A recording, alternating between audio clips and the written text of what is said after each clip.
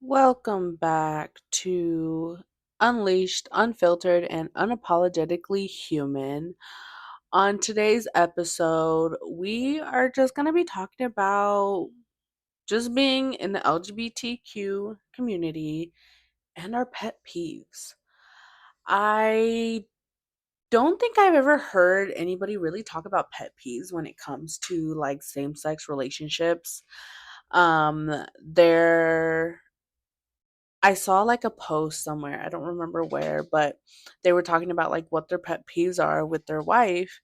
And I thought it would be pretty cool to kind of talk about different pet peeves that I've actually gotten from other people that are in the community as well as just as my experience with being with my partner that I have now. And it's, there are so many that I didn't realize and I thought they were pretty funny to be honest. So, a little bit of part of the list. One of the biggest pet peeves when it comes to being with another woman is who's the man in the relationship. I feel like that is such a common question that is asked when it comes to, if you're with another woman or, if you're, a guy and guy, whatever the case is. I feel like there, especially in my relationship, there isn't really like who's the man in the relationship. Like we both pick things up in a way that like if I don't do something, she usually does it, or if she doesn't do something, I usually do it. So if we're talking about like taking the car to go get like an oil change, a lot of the time that is perceived as the man's job. I have been the one that actually takes the car to go get, oil changed, tires changed, stuff like that. Usually I'm the person that is getting that done, only because there are times where she's sleeping because she works at night or, whatever the case is. And so that question really doesn't relate to anything in my relationship, only because like we do things together 99% of the time, as well as the fact that like I feel like it doesn't really exist of who's the man, because we both respect each other very much in a way that, if she's not giving her 50% and she's maybe giving like 70, she'll get like I'll help her out and stuff like that. So honestly, getting that question all the time is kind of irritating, I ain't gonna lie. And sometimes there's not even a man in the relationship. Because guess what? It's two women, so obviously we didn't want a man in the relationship. So, yeah, there's my answer to that. Um, another good one I saw. X still being part of the friend group and always around. I have never had to experience that, only because when I break up with someone or like there's just no more emotion, like that person is just out of the conversation. I I honestly would not put up with that because I feel like that's just weird.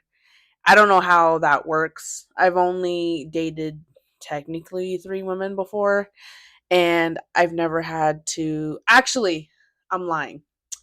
I'm going back. Going back. So, this was my first relationship with a woman.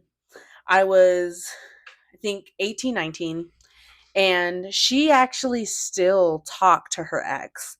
And she would tell me that, oh no, it's just, she's having a rough time and she's struggling with her family, yada, yada, yada.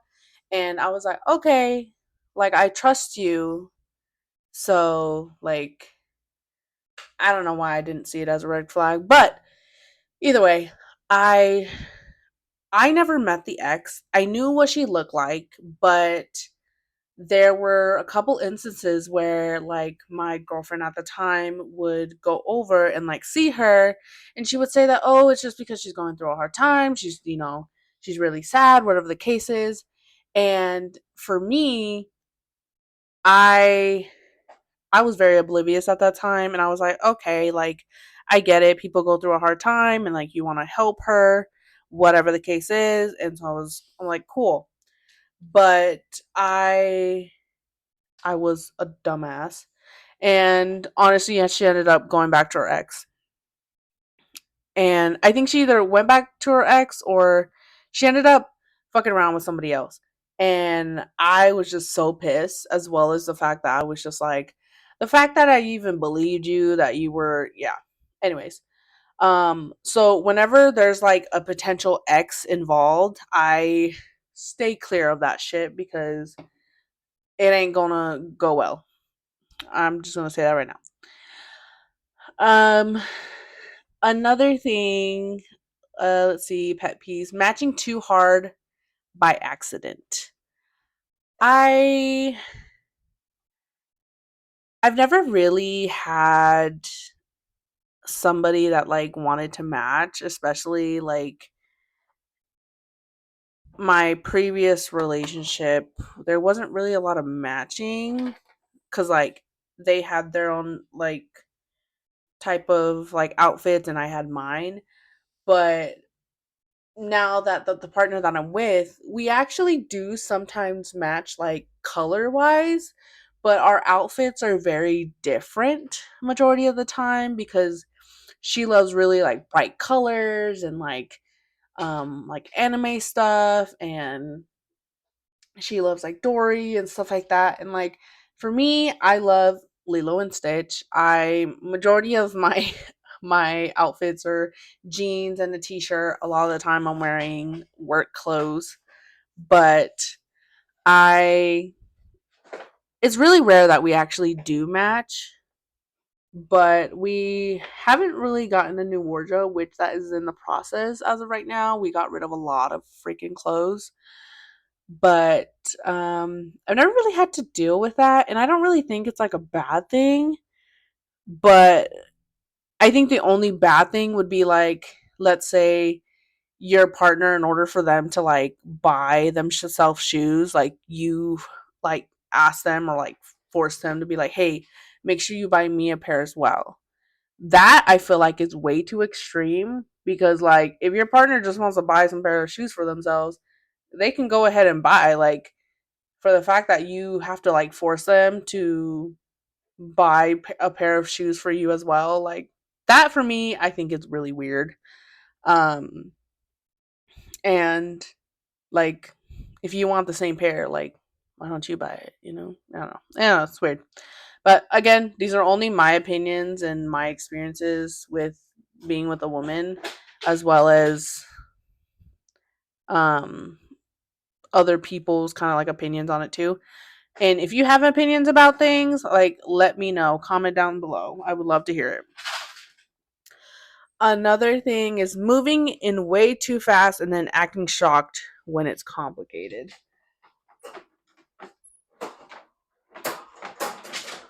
I honestly didn't believe that this was real when it came to like the lesbian community. You know, they call it U-hauling.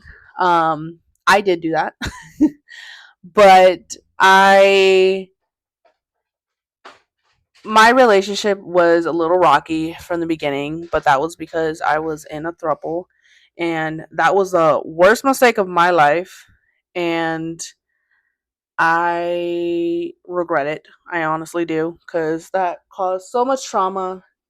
But I do think that me and my girlfriend, I feel like we were a little fast when it came to things, but we have actually gotten to know each other really well, to the point where when it comes to very difficult conversations or, arguments, we are able to talk things out a lot quicker, as well as just to being able to reassure each other that, she comes from a very complicated and narcissistic relationship that was for almost like a decade. And I came from a lot of PTSD, sexual, physical, as well as verbally abused by, my past relationships. And so us coming together, it was a lot at first because there's so many emotions, there's so many things that we're still healing from. And even now, we're still healing from a lot of things that have happened within the past year of bullshit. And but within that, we have come together so well that it's it's just crazy how much of a difference when we first started to now of how we are and how more gentle we are with each other. And I appreciate it so much because it's not only helped me be able to identify my own emotions and what I'm feeling, but as well as having a partner that's able to kind of just guide me as well as just be understanding with the things I'm feeling and not attacking me. And that is the biggest thing of my experiences of like relationships where they just try to attack and try to hurt you before you could hurt them. And I am a very emotional person, and I will, when I'm upset, I freaking cry and I hate it with a passion, but that's just how I am. But I have gotten better to be able to talk about what I'm feeling and why I'm feeling a certain way. And it has created a better space for us for communication, as well as just, not just being honest with each other, but having a transparent relationship to the point where, like, there's there's not any room for like second guessing or any of that. Like, yeah, we will have our bad days, most definitely, but we're able to get over that bump and like still come together. Like, and we constantly have to remember that when and that's in an LGBT relationship or a straight relationship, like you have to remember it's you, it's both of you against the problem, not you against each other. Because when it goes down to that, it causes much more issue. Nobody's wanting to talk. It's just so defensive. And so being able to come together and like resolve whatever that issue is together, it makes your relationship a lot better, as well as being able to have that honesty and trust with each other. um I Another thing I saw, let's see, always being asked if you're sisters. uh that's never happened. We look very much different. So luckily I've never had to experience that. I've had to experience growing up that my stepmom, people thought that I was her mother, and it would make me so freaking angry because I'd be like, she's like 20 years older than me. I am not her mother. Why are you like, yeah, that was the only thing that I've probably ever gotten, and it frustrated the crap out of me. I ain't gonna lie.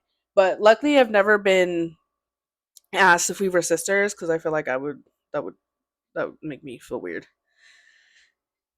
Another thing is too many plants, not enough watering. My girlfriend is really, sorry, not my girlfriend, my partner.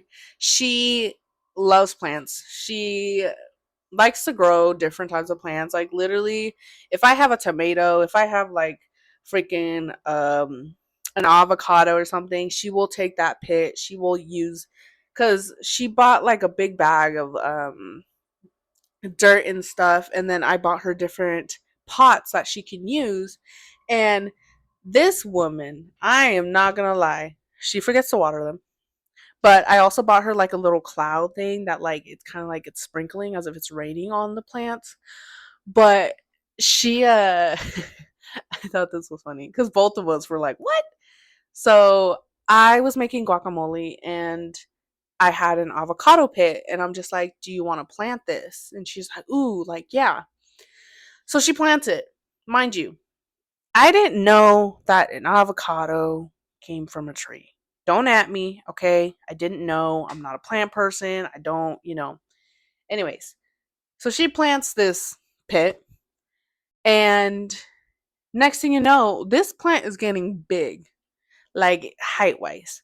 And so I look it up and I'm just like, oh, this is a tree. You've planted a tree. And both of us, like, because these trees get freaking huge. And mind you, we have an apartment. We don't have room for a tree. So we have a little small tiny tree growing in our apartment. It's fine. But, that's this besides the point. She loves plants and I am not a plant person. I am an animal person. I want a cat.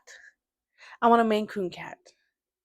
She, on the other hand, does not want any more animals. We already have an Aussie, mini Aussie, and as well as another mixed dog. Oh, and they're already enough for both of us. We are very impatient when it comes to them because they're like children, man. They wreck the house. They're freaking crazy. So much energy 99% of the time. But let's see. When it comes to emotional stuff. So saying we need to talk but it turns to a 3-hour feeling spiral. I feel really called out. But yes, this is a thing that really does happen. I've had times where I'm like, we need to talk, and it turns into like breaking down, and I'm like crying, and I'm just like, oh my God. And then by the end, I'm like, I love you so much.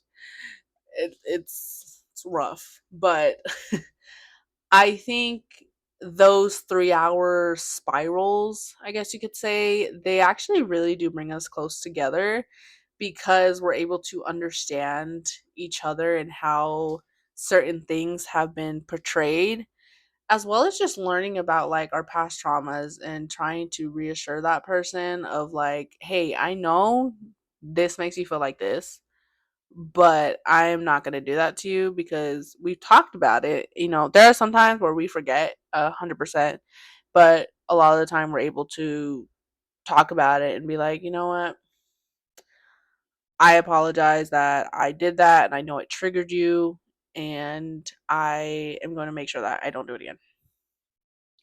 And that's a big thing about our little 3 hours feeling spiral, is that it's actually able to show like how much things affect you, and it kind of helps with like identifying your emotions. And so I really think that having those talks do benefit your relationship as much as it can be annoying sometimes, because like sometimes these spirals are happening at like freaking late at night and you just want to sleep. But having those conversations really help your relationship. Another thing is overanalyzing every text message or emoji choice. Oh, this is a big one. I cannot tell you how many times I've sent a message or sent an emoji and it was read wrong and it turned into a very bad argument. I have learned with dating a woman is that you better be careful of how you word things as well as the emojis that you're sending, because, as a woman myself, I will overthink everything. And so I didn't realize how much it would affect her as well. And which is like dumb because, like, obviously, but I didn't realize just how much, you know, we definitely overanalyze things. As much as we try not to, sometimes it just happens. And that honestly goes for like straight couples as well. Like, I've been in a relationship with a man, and sometimes they don't think about things and they will just talk whatever, or they'll send whatever, and you're just overanalyzing like, did he mean to say that, or does he not love me, whatever the case is.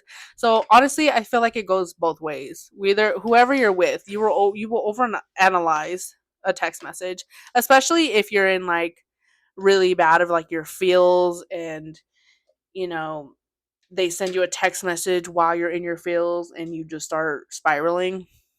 Happens to me all the time, but I really try my best to be able to, like, okay, she doesn't mean that, and you're just honestly really emotional right now, so you just need to take a step back and just, respond later on. Or a lot of the time I do try to like text her and be like, did you mean that? Or like, what did you mean? Just so that there's no confusion of like what is being said. Let's see. Arguing and then processing the argument with three mutual friends. I don't even have that many friends, but I do have a best friend. There are certain things that I do talk to my best friends about only when it's like a really, really big argument and I just need somebody to calm me down and be able to like process things better. With my best friend, she is able to look at both sides, and a lot of the time she's able to be like, you got to think about it this way, and I'm pretty sure she didn't do that on purpose. And which is nice to have a friend like that, because there are a lot of friends that won't do that and will be just on your side of like, oh yeah, she did that, like you shouldn't forgive her.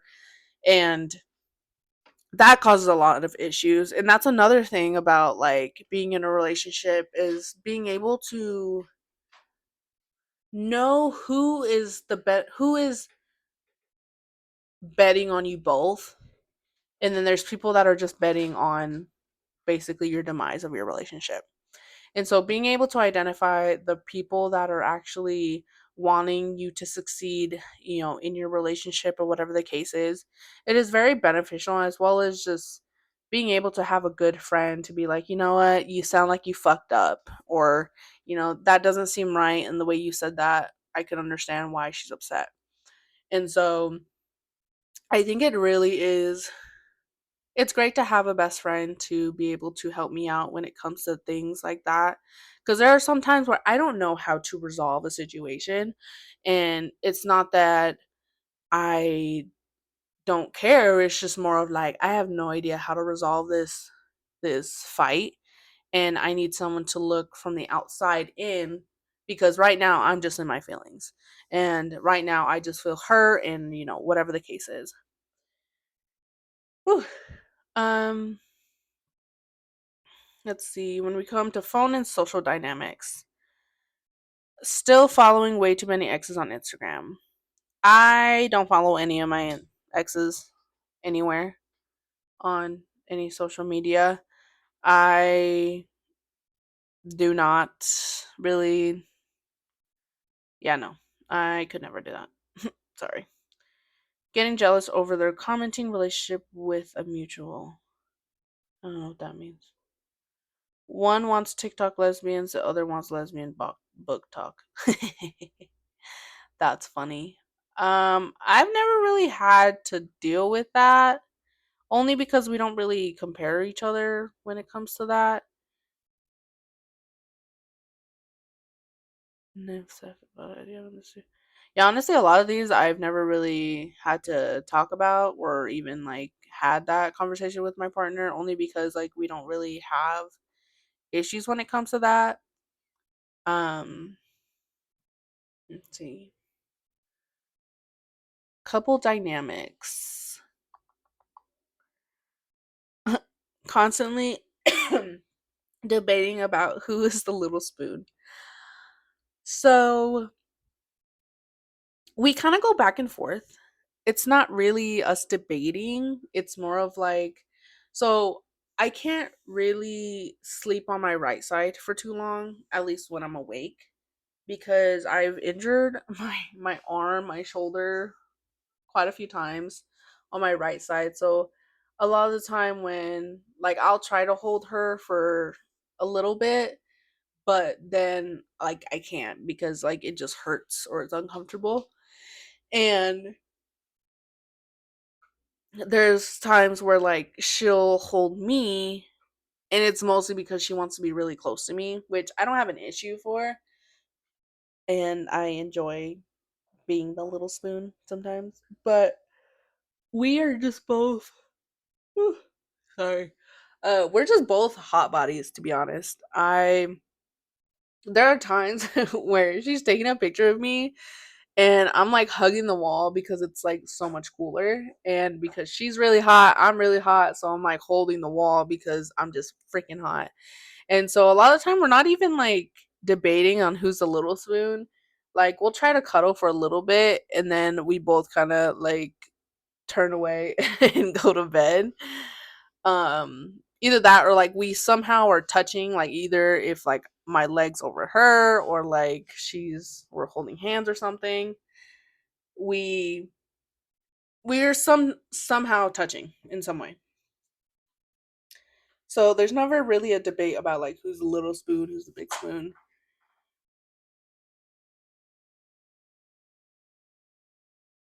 Another one is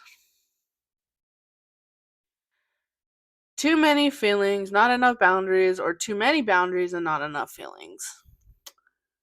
We have grown as throughout the year, and when it came to like boundaries and like feelings, I have been able to grow my boundaries and learn what my boundaries are, and I am able to kind of cut back my feelings when it comes to like being super emotional. I'm able to cut back on that and being able to actually have a conversation without like breaking down crying. And with her, she is able to express her feelings more, as well as she's creating her own boundaries and she's learning like who she is herself. And so that is definitely like both of us are like in different like levels of it, but we're both trying to support each other and trying to be able to communicate and learning each other's boundaries and learning like what is okay, what is not okay between us. And it is a huge challenge sometimes because we do get in our heads and as women, but we are usually very supportive in what we do, and as well as just respecting each other and how we feel is a big thing. Oh my god, I don't know why I'm yawning so much. But honestly, these were a lot of really good pet peeves that I found, and as well as some people have sent me. And it's really fun to like realize that like there are other people that are having the same issues, and not even issues, just like normal relationship things that happen. And it honestly, when you take a step back and you look into your relationship, you realize that you both are just human beings trying to figure out life, and that we're not going to be perfect. Things are going to happen, things are going to be said, but being able to come together and at the end of the day to support each other is the biggest thing, as well as just supporting each other and becoming better people. I think that is very important in any type of relationship, whether that be intimate or friendship or family.